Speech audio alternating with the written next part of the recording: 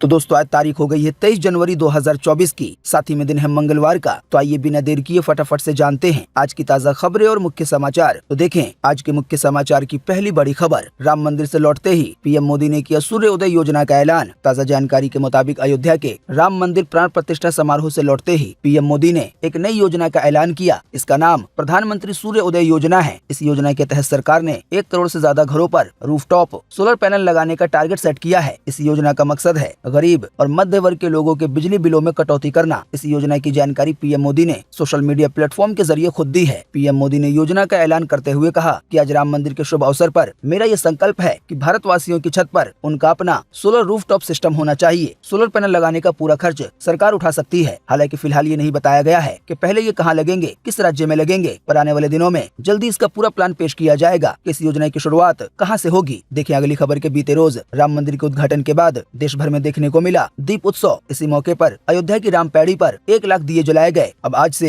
अयोध्या का राम मंदिर आम लोगों के लिए खुल गया है। तो आइए बताएं क्या रहेगा दर्शन करने का समय। जैसा कि आप देख सकते हैं अगली खबर में अपनी स्क्रीन पर कि अयोध्या के राम मंदिर में भगवान राम के दर्शन 2 समय पे किए जा सकते हैं। पहला है सुबह का समय जो 7 बजे से दोपहर 11 बजे तक रहेगा। दूसरा है शाम का समय जो दोपहर 2 बजे से शाम के 7 बजे तक रहेगा। वहीं राम मंदिर में आरती का समय पहला है सुबह 6:30 बजे और दूसरा है शाम को 7:30 बजे। हालांकि आरती में हिस्सा लेने के लिए पहले पास लेना होगा। साथ ही आपको बता दें राम मंदिर जाने वालों के लिए 3 बड़ी खुशखबरी आई है। जैसा कि आप देख सकते हैं अपनी स्क्रीन पर कि अयोध्या में श्रद्धालुओं को नहीं होगी रहने या खाने की दिक्कत, बिल्कुल फ्री में मिलेगी सुविधा। वैसे आपको बता दें फिलहाल अयोध्या में सभी होटल बुक हैं, कुछ जो बचे हुए हैं उनकी कीमत बहुत ज्यादा है। ऐसे में योगी सरकार ने अयोध्या में पंचवटी आश्रय स्थल का निर्माण कराया है। यहाँ पर दूर दूर से आने वाले श्रद्धालुओं के रहने और खाने पीने की पूरी व्यवस्था है, वो भी फ्री में। वहीं बताया गया है यहाँ पर महिलाओं के लिए अलग से इंतजाम है। वहीं आपको बता दें फिलहाल सरकार की ऐसी योजना है कि लोगों को ये रहने और खाने की सुविधा 2 महीने तक दी जाए, लेकिन बताया गया श्रद्धालुओं की बढ़ती संख्या को देखते हुए सुविधा के समय को बढ़ाया जा सकता है। देखिए अगली खबर। जियो का तोहफा। मुकेश अंबानी ने अयोध्या को लेकर और राम मंदिर जाने वालों को लेकर कई तरह के बड़े ऐलान किए हैं। पहला ऐलान जियो ने किया है कि अयोध्या में हाई स्पीड इंटरनेट कनेक्टिविटी उपलब्ध कराई जाएगी, जिससे पूरे शहर में शानदार कॉलिंग और इंटरनेट की स्पीड बहुत अच्छी मिलेगी। वहीं मुकेश अंबानी की ओर से ये भी ऐलान किया गया है कि अयोध्या जाने वाले भक्तों को अपना फोन चार्ज करने में, अपना डिवाइस चार्ज करने में परेशानी न हो, इसके लिए जगह जगह पर चार्जिंग के स्टेशन बनाए जाएंगे। इसके अलावा जियो की ओर से राम मंदिर के आसपास पीने के पानी और रिफ्रेशमेंट की सर्विस भी शुरू की जाएगी। वहीं इसी कड़ी में एक और फ्री सुविधा की खबर आई है। हालांकि इस खबर का फायदा केवल हिमाचल प्रदेश के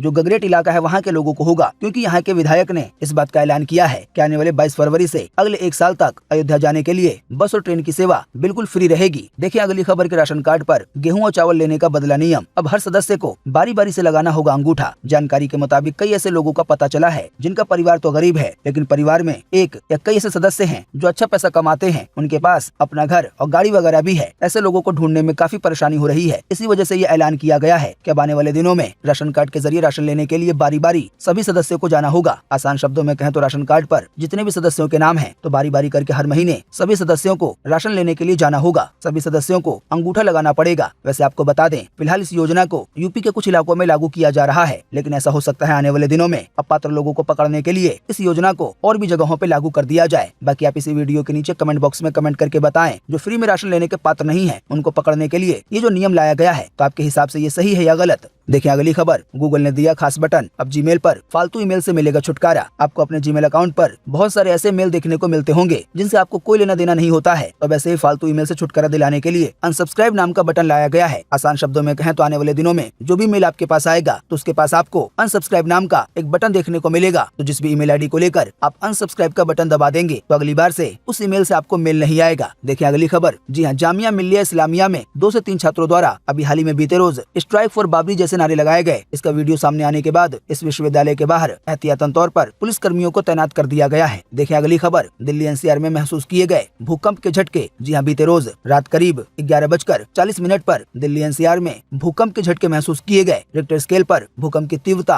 काफी ज्यादा 7.2 मापी गई। हालांकि अभी तक भूकंप की वजह से किसी भी जान या माल के नुकसान की खबर नहीं आई है। देखिए अगली खबर। 81% लोग देश में एक साथ चुनाव कराने के पक्ष में हैं। एक देश एक चुनाव पैनल पर देश भर से 21,000 सुझाव सुझाव मिले हैं। इन सहमति जताने वालों में 17 राजनीतिक दल भी शामिल हैं। दोस्तों, हम आपको कई बार बता चुके हैं कि वन नेशन वन इलेक्शन क्या है। भाजपा सरकार चाहती है कि पूरे देश में लोकसभा और विधानसभा के चुनाव एक साथ हो जाए, यानी कि कोई व्यक्ति वोट डालने के लिए एक ही दिन घर से निकले और वो मुख्यमंत्री का और प्रधानमंत्री का वोट डाल के आ जाए। हालांकि लोकसभा और राज्य की विधानसभाओं में एक साथ चुनाव कराने के लिए संविधान के 5 कानूनों में 5 अनुच्छेदों में बदलाव करना होगा। देखिए अगली खबर, साल में 2 बार होगी सीबीएसई की बोर्ड परीक्षा, 2024-25 में लागू होगा ये नियम जाएंगी। अब इसी को लेकर सीबीएसई बोर्ड से बड़ी जानकारी सामने आई है। रिपोर्ट्स की माने तो सीबीएसई बोर्ड की तरफ से 2024-25 से साल में 2 बार एग्जाम होंगे। हालांकि साथ ही में बताया गया छात्रों को दोनों बोर्ड एग्जाम देने के लिए मजबूर नहीं किया जाएगा, यानी कि छात्रों की अपनी मर्जी होगी, चाहे तो वो बोर्ड एग्जाम साल में 2 बार दें या 1 बार दें। देखिए अगली खबर, आने वाले 26 मई को हो सकता है आईपीएल का फाइनल। 2024 को लेकर आईपीएल के शेड्यूल की जानकारी आई है। जी आईपीएल का 17वां संस्करण 22 मार्च से शुरू होकर 26 मई तक चल सकता है। वहीं बताया गया इसके 5 दिन के बाद 1 जून से वेस्टइंडीज और अमेरिका में T20 वर्ल्ड कप शुरू हो जाएगा। आपको बता दें, भारत इस टूर्नामेंट को बीते 17 सालों से नहीं जीत सका है। भारत को एकमात्र सफलता 2007 में मिली थी। देखिए अगली खबर, रश्मिका मंदाना और नोरा फतेही के बाद अब कैटरीना कैफ का भी डीप फेक वीडियो हुआ वायरल। बात 2014 की है, जब कैटरीना कैफ की बैंग बैंग मूवी आई थी तो उस समय कैटरीना कैफ ने एक इंटरव्यू दिया था, तो उसी इंटरव्यू के वीडियो को डीप फेक बनाया गया है। इसमें चेहरे वगैरह में तो कोई बदलाव नहीं किया गया है, लेकिन कैटरीना कैफ की आवाज को बदलकर टर्की भाषा कर दिया गया है। भाषा टर्की होने के बावजूद कैटरीना कैफ की आवाज सुनने में बिल्कुल उन्हीं की लग रही है। देखें इस वीडियो की छोटी सी झलक।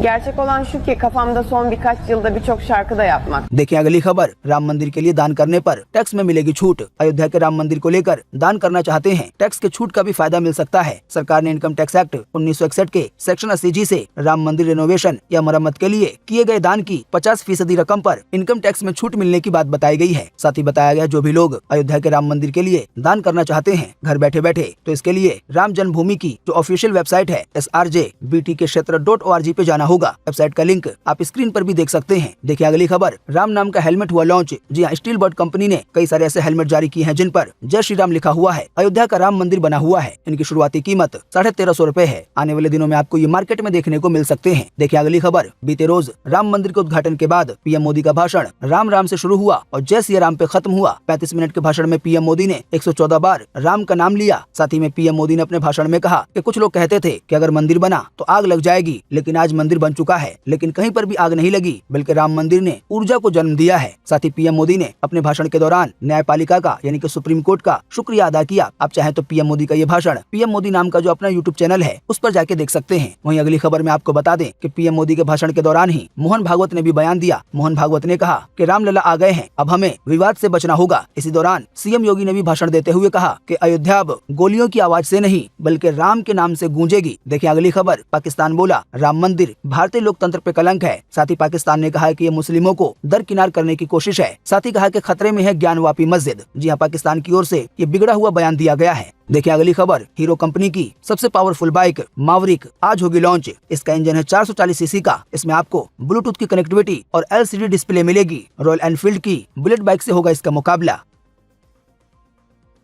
देखिए अगली खबर, एमपी राजस्थान समेत उत्तर भारत के कई इलाकों में आज भी पड़ेगी कड़ाके की ठंड। स्काईमेट वेदर के अनुसार अगले 24 घंटे के दौरान यानी कि आज उत्तर भारत और मध्य भारत के राज्यों में ठंड का असर बरकरार रहेगा। पंजाब, हरियाणा, दिल्ली, उत्तरी राजस्थान, उत्तरी मध्य प्रदेश और उत्तराखंड के कुछ हिस्सों में आज भी शीतलहर चलने की संभावना है। इसके अलावा इन सभी राज्यों में आज 23 जनवरी को घना कोहरा लगने का अलर्ट जारी किया गया है। इसके अलावा बारिश को लेकर बताया गया है कि मध्य प्रदेश, छत्तीसगढ़, उड़ीसा, महाराष्ट्र के विदर्भ में और पश्चिम बंगाल में और केरल में आज हल्की बारिश की संभावना है। देखिए अगली खबर, झारखंड के मुख्यमंत्री हेमंत सोरेन को फिर से मिला ईडी का समन। पैसों के घोटाले के मामलों को लेकर दोबारा पूछताछ के लिए नोटिस जारी किया गया है। अभी हाल ही में कुछ दिन पहले प्रवर्तन निदेशालय ने झारखंड के मुख्यमंत्री से उनके ही आवास पर 7 घंटे पूछताछ की थी। देखिए अगली खबर, सोनी ने जी के साथ विलय का समझौता किया रद्द। कहा शर्तों को पूरा नहीं करने के कारण लिया गया है ये फैसला। अब सोनी और जी एक साथ मर्ज नहीं होंगे। देखिए अगली खबर के वडोदरा में शोभ यात्रा पे पथराव किया गया, 10 लोग हुए घायल। प्राण प्रतिष्ठा के बाद ये शोभ यात्रा निकली थी। अब पथराव होने के बाद इलाके में पुलिस बल को तैनात किया गया है। देखिए अगली खबर, अब आगरा में भयंकर ठंड के कारण 24 जनवरी तक बंद रहेंगे स्कूल। 8वीं क्लास तक के लिए लिया गया है ये फैसला। हालांकि 9वीं से 12वीं के छात्रों को स्कूल जाना ही होगा,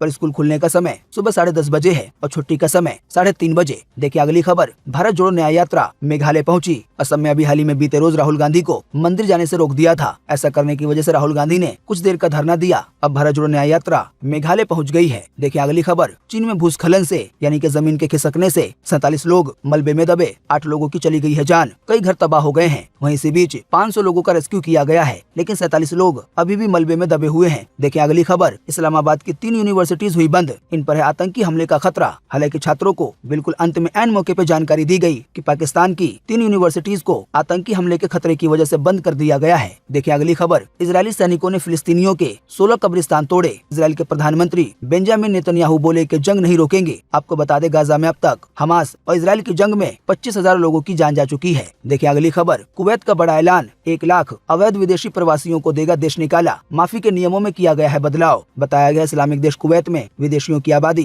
काफी ज्यादा बढ़ गई है, क्योंकि वहाँ पर अक्सर काम दूसरे देश के लोग ही करते हैं। इसी की वजह से अब कुवैत की सरकार ये चाहती है कि जो भी दूसरे देश के लोग हैं उनकी आबादी कम हो। देखिए अगली खबर। विराट कोहली इंग्लैंड के खिलाफ शुरुआती 2 टेस्ट मैच नहीं खेलेंगे। बीसीसीआई ने बताया है कि पर्सनल वजह से विराट कोहली ने अपना नाम वापस लिया है। देखिए अगली खबर। अजय देवगन इस साल 2024 में 5 फिल्मों में दिखेंगे। पहली फिल्म है शैतान, दूसरी है औरों में कहाँ था दम, तीसरी है मैदान, चौथी फिल्म है सिंघम अगेन। तो दोस्तों उम्मीद करते हैं कि आज की इस वीडियो से आपको काफी कुछ जानकारी मिली होगी।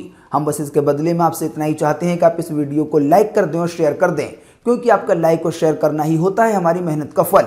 वीडियो देखने के लिए आपका बहुत बहुत धन्यवाद। Thanks for watching.